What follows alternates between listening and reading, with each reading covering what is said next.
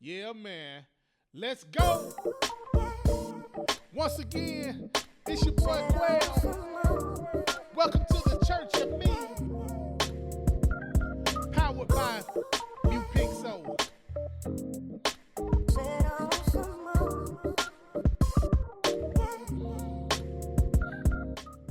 Well, once again, how's everybody out there doing?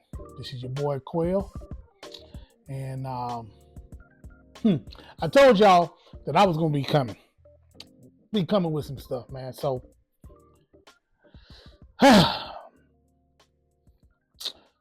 in today's topic, we are talking about the Democrats, preferably Joe Biden, for taking credit of the whole Hamas thing, freeing of the hostages and all, acting like it was his negotiation that got this thing done. Been in office for 4 years. Things been going on in those 4 years. I'm not even gonna get into the funding of the wars and all of this unnecessary stuff that's been happening. But seems like to me, 5 days before the inauguration, this deal gets done on freeing hostages because you don't want to go out as one of the worst presidents in our time in history. So you want to take credit for something that really Trump did. Now you claim that this deal has been in process for since last May. Since last May. And you didn't get this deal done. You claim that it was in negotiation, but it didn't get done. It didn't get done until Donald Trump said that all hell was gonna break loose before he get in office if this deal is not done. If the hostages are not free before he get in office. Now he said this last year. Trump said this last year in a campaign. I don't know if y'all remember it, but he said it. He said it. You can go back and pull the videos. Everything's on YouTube. You can go back and see the video. But Trump said this, but not too long ago, he rekindled what he said. All hell was going to break loose in the Middle East if these hostages weren't released. So all of a sudden, everybody in Hamas, everybody in the Middle East, they know that this dude is pretty crazy, man. They know it. So they go ahead and they release. Well, they come to a negotiation deal, and they say they are going to release the hostages. So JoJo comes out and makes like this happened on his watch. The deal got done because of him and the Democrats. You don't believe me? Watch this and see for yourself. This is the ceasefire agreement I introduced last spring. Today, Hamas and Israel have agreed to that ceasefire agreement and the whole ending the war. Those of you who have followed the negotiations can attest, the road to this deal has not been easy. I've worked in foreign policy for decades. This is one of the toughest negotiations I've ever experienced. And we reached this point because of the pressure that Israel built on Hamas, backed by the United States, with nowhere to turn. Hamas finally agreed to releasing hostages. There was no other way for this war to end than with a hostage deal. And I'm deeply satisfied this day has finally come. Secretary Blinken led the effort. Secretary Jake Sullivan, National Security Advisor Jake Sullivan, Bill Burns, John Feiner, Brett McGurk, Amos Hochstein, and the Vice President worked relentlessly as we worked to deliver this deal.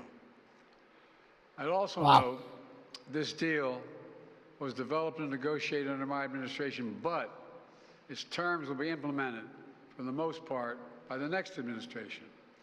In these past few days, we've been speaking as one team. This has been a time of real turmoil in the Middle East. But as I prepare to leave office, our friends are strong, our enemies are weak, and there's a genuine opportunities for a new future. In Lebanon, there's an opportunity. Okay, all right. I've seen enough of that.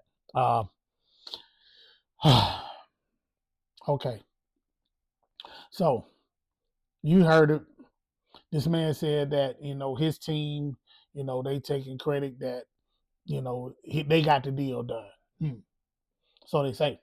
Well, I'm going to play this other video for you because I watched this one live, and it seems like to me that this deal was done or negotiated on Trump's watch, and Trump is not even in office yet. But he said, well, this is what he said. No, I think they heard him loud and clear. Better get done by the inaugural. But when you say all hell will be paid, all hell must be paid if they don't release the hostages. You know what that means, don't you? What, do I have to define it for you? Look, all No, I know hell you're not will gonna break out. telegraph If what- those hostages aren't back, I don't want to hurt your negotiation.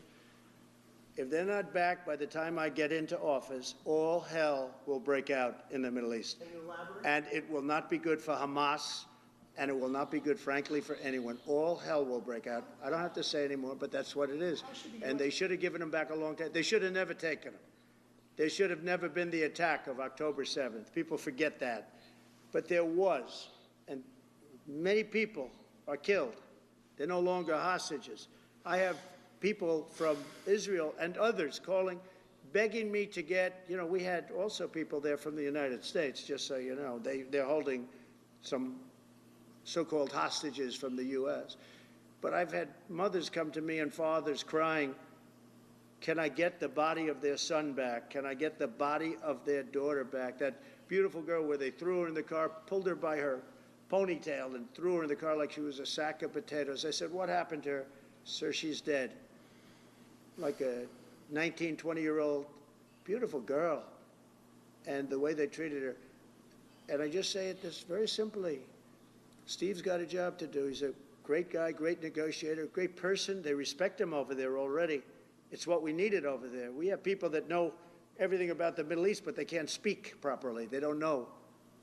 He's a great negotiator. That's what I needed. I could have sent that gentleman right over there, Hussein. He's a great negotiator. There are people, they're rare.